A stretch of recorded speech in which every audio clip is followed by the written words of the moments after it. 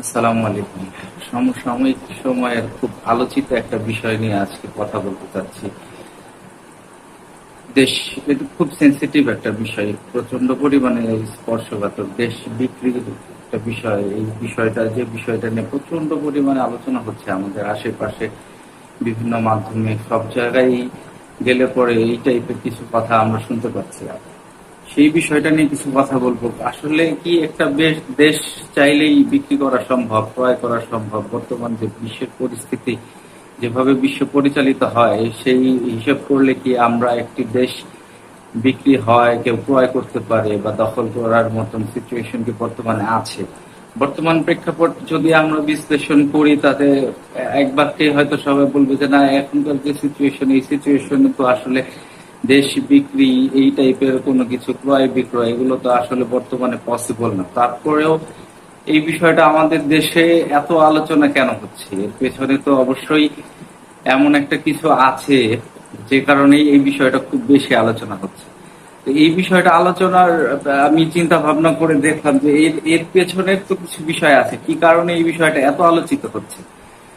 আমি নিজে একটু বিশ্লেষণ করে, একটু ঘাটাঘাটি করে যেটা বুঝতে পারলাম, যে দেশ বিক্রির যে বিষয়টা, এই বিষয়টা মূলত হয় যে একটা দেশের সম্পদ যখন হাতছাড়া হয়ে যাওয়ার সম্ভাবনা থাকে, একটা দেশের নিরাপত্তা রক্ষা করার যে বাহিনীগুলো আছে, সেই বাহিনীগুলো কি পরিপূর্ণভাবে তাদের দায়িত্ব পালন করছে কিনা, এবং সেই সাথে সবচাইতে গুরুত্বপূর্ণ যে বিষয়টা, একটা দেশের মানুষের অবস্থাটা কি, সেই দেশের মানুষ নিজেদেরকে কি অবস্থানে রাখে, মানে কি অবস্থানে আছে তারা।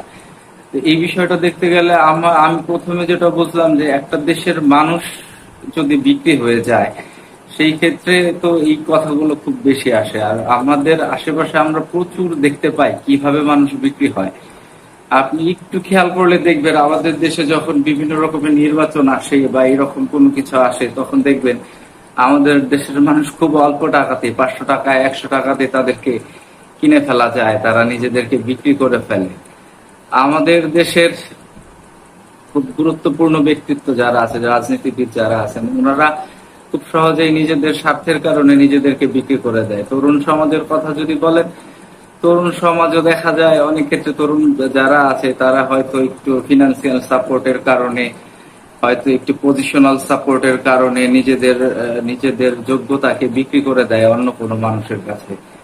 আপনি একটি ছাত্রের কথা বলবেন, ভার্সিটিতে পড়ুয়া ছাত্র, সেই ছাত্ররা দেখা যায় অনেক সময় একটি হলের একটি সিটের জন্য নিজেদের সত্তাকে, নিজেদের বিশ্বাসকে বিক্রি করে দেয়। আর দেখবেন যারা চাকরি করে, তারা তাদের প্রমোশন, তাদের ঊর্ধ্বতন কর্মকর্তার কাছে নিজেদের নিজেদের মানুষত্ব, নিজেদের বিবেক, নিজেদের অস্তিত্ব অনেক সময় বিক্রি করে দেয়। আর আমরা যারা মধ্যবিত্ত আছি, বিশেষ করে একটা দেশের তো মূল শক্তি, মূল সম্পদ তো, আর সংখ্যাগরিষ্ঠতার দিক থেকে মধ্যবিত্তদের সংখ্যাই তো বেশি। এই মধ্যবিত্তরা দেখবেন বিভিন্ন ভাবে বিক্রি হয়।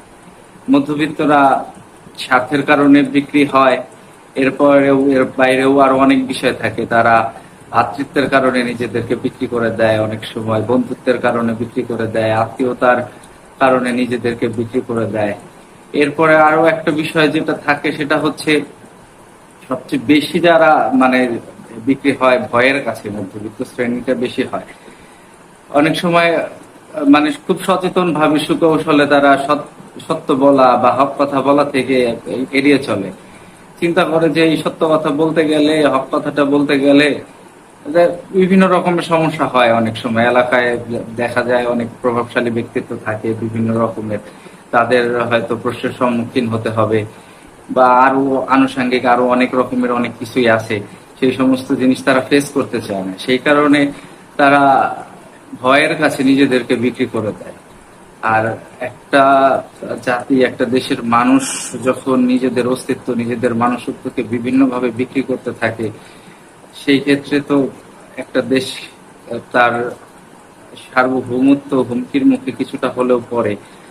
আর আমাদের দেশের ক্ষেত্রে অনেক সময় দেখা যায় আমাদের উপার্জনের যে সম্পদ গুলো আছে, আমাদের প্রাকৃতিক সম্পদ বা আমাদের পোর্ট, আমাদের সমুদ্র, এই সমস্ত জিনিস যখন আমরা আমাদের থেকে অন্য কাউকে বেশি ফ্যাসিলিটি দেই, তো সেই ক্ষেত্রে তো আমাদের মনে প্রশ্ন আসে, এই টাইপের প্রশ্ন মানুষের ভিতরে আসে, চলে আসে যে আমাদের দেশ কি বিক্রি হয়ে যাচ্ছে, আমরা আমাদের সম্পদ কি প্রপার ইউজ করতে পারছি, আমাদের সম্পদ দিয়ে আমাদের থেকে যদি অন্য কেউ বেশি বেনিফিশিয়ালি হয়, তো এই প্রশ্নটা আসাটা খুব স্বাভাবিক হয়ে যায়। আমাদের দেশ কি তাহলে বিক্রি হয়ে যাচ্ছে, আমরা কি সার্বভৌমত্ব হারাচ্ছি?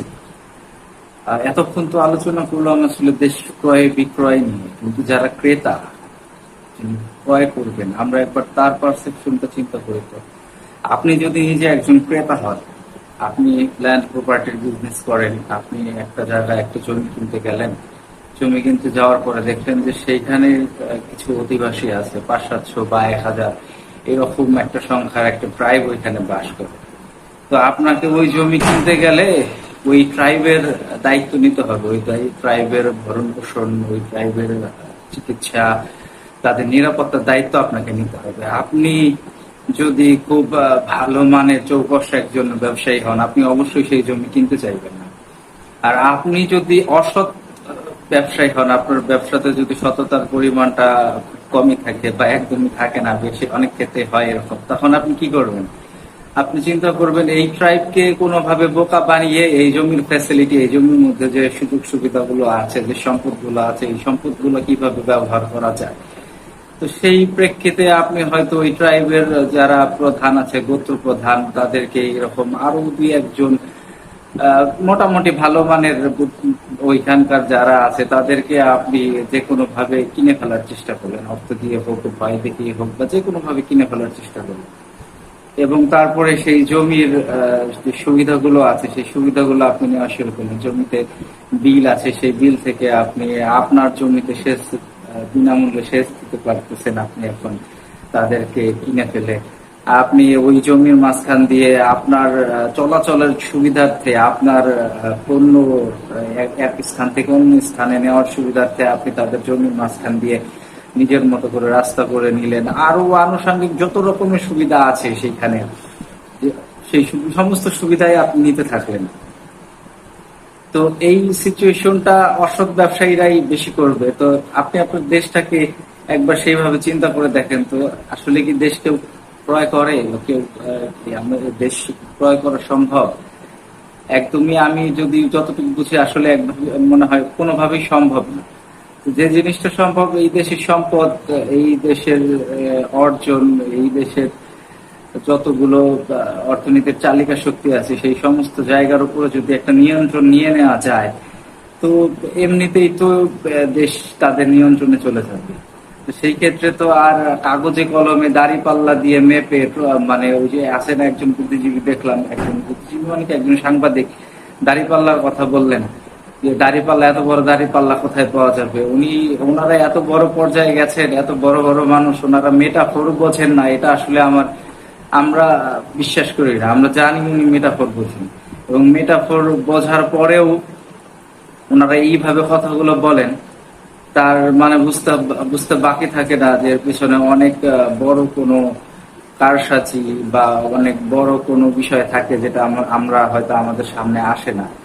তো এই বুদ্ধিজীবীদেরকেও এখন হয়তো আস্থা করে ফেলে দেওয়ার মতন সময় এসেছে। আমাদের তাদেরকে নিয়েও চিন্তা ভাবনা করতে হবে যে এদেরকে আমরা আসলে আমাদের সম্মানের জায়গায় রাখবো কিনা।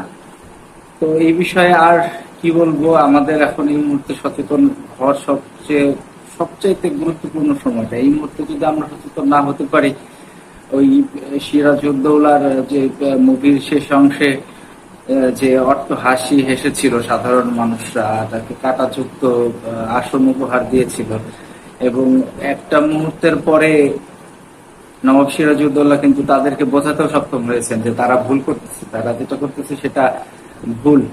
তারা যখন বুঝে উঠলো, সেই সময় মোহাম্মদী বেগের একটি ধমক কিন্তু তাদেরকে থামিয়ে দেয়।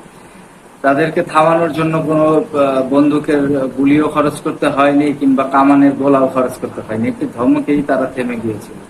তো সেই সিচুয়েশনটা ক্রিয়েট হওয়ার আগেই আমাদেরকে ঐক্যবদ্ধ হয়ে আমাদের দেশের সম্পদ সম্পর্কে সচেতন হয়ে সেগুলো রক্ষার দায়িত্ব আমাদেরকেই নিতে হবে। আল্লাহ তাআলা এই দায়িত্ব নেওয়ার এবং বোঝার মতন তৌফিক আমাদের সকলকে যত দ্রুত দেবেন, ততই আমাদের জন্য মঙ্গল। দোয়া করি আল্লাহ তাআলা আমাদেরকে দ্রুত এই সমস্ত কিছু বোঝার তৌফিক দান করুক। আমিন। আসসালামু আলাইকুম।